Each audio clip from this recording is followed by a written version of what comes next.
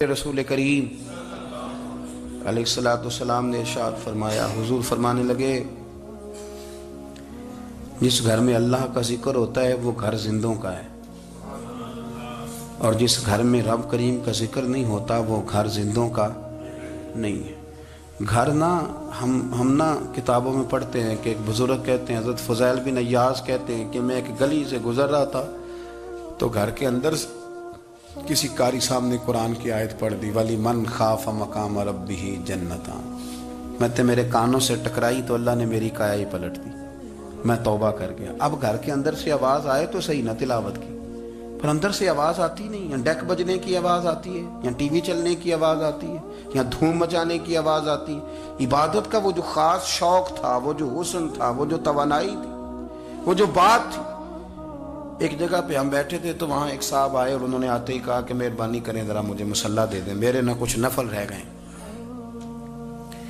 تو میں نے وضو کر لیا تو کوئی مصلی مل جائے، مصلی انہیں دے دیا گیا، وہ مصلی لے کے چلے گئے۔ تو پیچھے ایک صاحب نے تبصرہ کیا، کہنے نے کتنا ریاکار بندہ ہے، لوگوں کو دکھا رہا ہے کہ میں نفل پڑھتا ہوں، ہے کوئی بات کرنے والی؟ میں نے اسے کہا تو مہربانی کرنا، اس طرح کی ریاکاری تو بھی کر، پکڑ مصلی اور جا تو بھی تھوڑی ریاکاری کر کے آ، اٹھ ذرا شکر کر، کوئی یہ ریاکار بھی ملا ہے، کوئی نفل پڑھ کے ریاکاری کر رہا ہے اللہ کا۔ میں کہتا ہوں کو پڑھے تو صحیح نہیں، یہ کوئی دور ہے نفل پڑھنے کا؟ اس میں تو لوگوں کا مزاج ہی نہیں، طبیعت ہی نہیں۔ میں نے کہا چل مہربانی کر، یہ لے مصلی اور تو بھی جا تھوڑی سی، یا کر یا ریاکاری کرو تو صحیح نا، مزاج ہی نہیں، ذوق۔ جمعے کی نماز پڑھ کے یوں دنیا بھاگتی ہے، او ہو پتہ نہیں کون سی پیچھے آگ تھی جو بجھائی جائے گی، اور آج تک لوگ مسئلہ پوچھ رہے ہیں کہ جمعے کی بعد والی سنتیں کتنی ہوتی ہیں۔ میں نے کہا کتنے سال ہو گئے جمعہ پڑھتے، کتنے سال ہو گئے، ابھی تک سنتوں کا نہیں پتا، ابھی تک نے علم کے پہلے کتنی رکھتے ہیں اور بعد میں کتنی رکھتے ہیں۔ فجر کی سنتیں کب پڑھنی چاہیے؟ سنو فجر کی سنتوں کے بارے میں۔ میرے رسول کریم سید عالم صلی اللہ تعالی علیہ وسلم سے ایک صحابی نے پوچھا تھا، حضور میری فجر کی سنتیں رہ گئیں یا رہ جاتی ہیں تو حکم کیا ہے؟ کیا انداز ہے حضور کا؟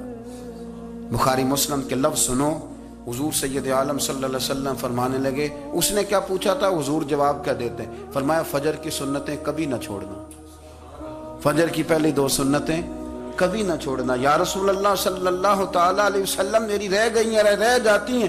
فرمایا فجر کی دو سنتیں نہ چھوڑنا، فرمایا فجر کی پہلی دو سنتیں مجھے دنیا اور دنیا کے اندر جو کچھ ہے وہ سب سے زیادہ پیاری ہے۔ فجر کی دو سنتیں دنیا اور دنیا میں جو کچھ ہے مجھے وہ سب سے زیادہ پیاری ہیں، اس لیے فجر کی سنتیں نہ چھوڑنا۔ اپنا ذوق، اپنی طبیعت، ہم نے نا ذوق غلط بنا لیا ہے۔ اگر 20 بندے کہہ بھی دیں گے تو نے بڑی شاندار تلاوت کیا تو کیا اس سے بنے گا؟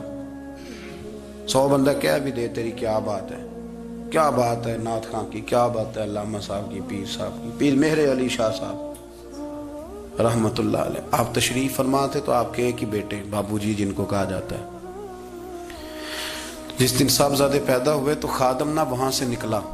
ان لوگوں کے شوق اور طرح کے تھے نا، تو ان کی توجہ بھی اپنے شوق کی طرف رہتی۔ تو خادم نکلا اندر سے، پیر صاحب مبارک ہو، پیر صاحب مبارک ہو، پیر صاحب مبارک ہو، پیر صاحب مبارک ہو، شور کر رہا ہے۔ تو پیر صاحب کو وجد ہو گیا، اللہ اکبر اللہ اکبر اللہ، وہ کیا ہوا، کس بات کی مبارک دے رہے ہو؟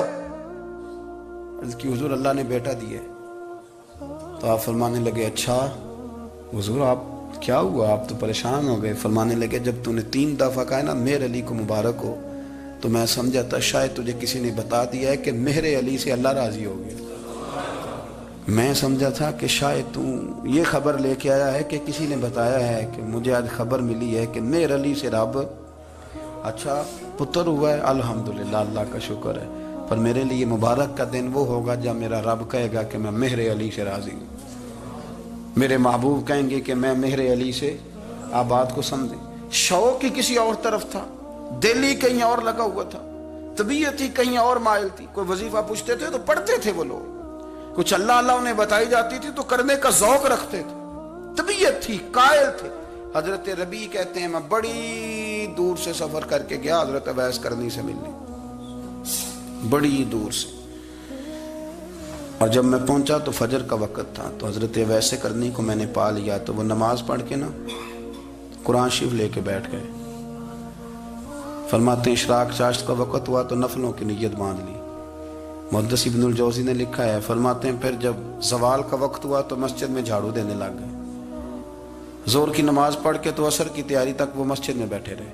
اور میرے نبی پاک علیہ السلام نے فرمایا جو نماز کے انتظار میں بیٹھا ہو وہ نماز ہی میں ہے، وہ نماز ہی میں ہے. فرمایا میری دنیا، میری امت کی جو رہبانیت ہے نا وہ اتنی ہے کہ نماز کا انتظار کرے. اذان کے بعد نماز کا یہ راہب ہے، یہ اس وقت چھوڑ کے بیٹھے ہیں سارا کچھ. فرماتے ہیں عصر تک انہوں نے اللہ اللہ کی، پھر مغرب تک کی، عشاء کی نماز ہوئی تو نماز پڑھی تو وہ تھک گئے. اب مجھے وہ فارغ ہوں، مصلی چھوڑے تو میں ملاقات کروں نا. یہ آپ حیران نہ ہو کہ اتنی دیر بندہ کیسے اللہ اللہ کر. ہم نے کی نہیں نا اس لیے ہم پریشان ہیں. جو عادی ہوتے ہیں وہ کر بھی لیتے ہیں. وہ یہ کام، میری بات کی سمجھ آ رہی ہے؟ جب جاتے ہو کسی دفتر میں تو 8 گھنٹے کھڑے رہ لیتے ہو نا. مجبوری ہوتی ہے تو کھڑے رہا جا سکتا ہے. پاسپورٹ کے دفتر، بولیے، امیگریشن کی لائنوں میں، اور میں نے تو ایمبیسیوں میں بندے 12 گھنٹے پہلے جا کے کھڑے دیکھے، رہ لیتے ہیں کھڑے. تو اگر ان کاموں کے لیے رہا جاتا ہے تو اللہ رسول کے لیے بھی کھڑے رہا جا سکتا ہے. تو فرمانے لگے کہ جب عشاء کی نماز کے بعد آخر انسان تھے، تھک گئے، نیند کا غلبہ ہوا تو تھوڑی ایسے آنکھ بند ہوئی تو کھلی تو رونے لگے. حضرت اب ایسے کر دیا، رو کے کہنے لگے مالک مجھے غافل تو نہ کر، ابھی میں نے کیا بھی کچھ نہیں، دن ختم ہو گیا، کوئی نفل نہیں، کوئی اللہ اللہ نہیں، اللہ مجھے غافل نہ کر، میری مدد فرما. فرماتے ہیں جب وہ روئے تو میرے ساتھ جو شخص تھا میں نے کہا اٹھو چلیں. کہنے لگا حضور ملا نہیں. فرمایا جو میں لینے آیا تھا وہ مجھے مل گیا، جو میں ان سے سیکھنے آیا تھا وہ مجھے نصیب ہو گیا، اب اور میں نے کیا لینا، ختم ہو گئی بات، اٹھو چلیں. اللہ کے بندوں نے حضرت ربیہ بن کعب اسلمی رضی اللہ تعالیٰ عنہ فرماتے ہیں، کہتے ہیں جب بنو قریظہ اور بنو نذیر یہودیوں کے ساتھ حضور علیہ السلام نے جنگ کا اعلان فرمایا تو وہ دشمن ہو گئے. ہمیں خطرہ تھا کہ وہ رات کو کہیں محبوب کو تکلیف نہ دیں، تو کچھ لوگ نا تلواریں لے کے نبی پاک کے دروازے پہ پہرے داری کرتے تھے. گن مین رکھنا حرام نہیں، اگر کسی کو واقعی خطرہ ہو تو اس کے لیے سنت بھی ہے. حضرت علی المرتضیٰ تلوار لے کے حضور کے گھر کا پہرا دیتے تھے. حضرت ربیہ بن کعب اسلمی رضی اللہ تعالیٰ عنہ فرماتے ہیں کہ رات میری ڈیوٹی تھی کہ میں حضور کے گھر کا پہرا دوں گا. تو فرماتے ہیں میں باہر سن رہا تھا، ساری رات ہی میرے نبی پاک نے اللہ کی تسبیح پڑھی، ساری رات، کبھی تسبیح، کبھی تحلیل، کبھی تحمید، کبھی تکبیر، ساری رات. فرماتے ہیں ساری رات حضور پڑھتے رہے اور ساری رات ہی میں سنتا رہا. مجھے اونگ آ گئی، میری آنکھ لگ گئی، حضور ابھی پڑھ رہے تھے، میں تھک کے سو گیا. اور فرماتے ہیں جب میری آنکھ دوبارہ سے کھلی تو میرے کانوں میں پھر کوئی چیز گونجی تو میں نے کان لگایا تو میرے حبیب ابھی بھی اللہ کو یاد کر رہے. ساری رات حضور رب کی عبادت کرتے. اسی لیے تو کہا یا ایھا المزمل قم اللیل الا قلیلا، حبیب ساری رات تو نہ جاگا کر، تھوڑا آرام بھی کر لیا کر. میرے بھائی اپنا مصلی، اپنی عبادات، اپنے وظائف، اللہ اللہ جو آپ نے کسی سے سیکھی ہے اس کو کبھی کمزور نہ ہونے دیں. شجرہ شریف جو کسی بزرگ سے آپ لے لیتے ہیں تو کیا رسم ہے کوئی؟ اس پہ کچھ لکھا ہوتا ہے، وہ پڑھنے کے لیے دیا جاتا ہے. اس پہ لکھا ہوتا ہے کہ یہ اللہ اللہ آپ نے کرنی ہے. ساری زندگی کسی اسکول میں داخل ہو گئے اور وہاں جا کے آپ نصاب ہی نہ پڑھیں، کتاب ہی نہ کھولیں تو پاس ہو جائیں گے؟ وہ کہتے ہیں میں 20 سال جاتا رہا ملا کچھ نہیں. تو آپ نے لیا کیا ہے؟ ایک اتنی سی کتاب تھی، اس کو تو کھول کے آپ دیکھ نہیں سکے، اس کے وظائف تک تو رسائی نہ ہوئی. اس لیے کہ اللہ اللہ کرنا مشکل ہے اور تصویر کھچانا یہ آسان کام ہے. تو جو آسان ہے اس طرف ہماری توجہ لگی رہتی ہے اور جو مشکل ہے اس طرف ہم ذوق پیدا نہیں کرتے. یا ایھا الناس اعبدوا ربکم الذی خلقکم والذین من قبلکم لعلکم تتقون.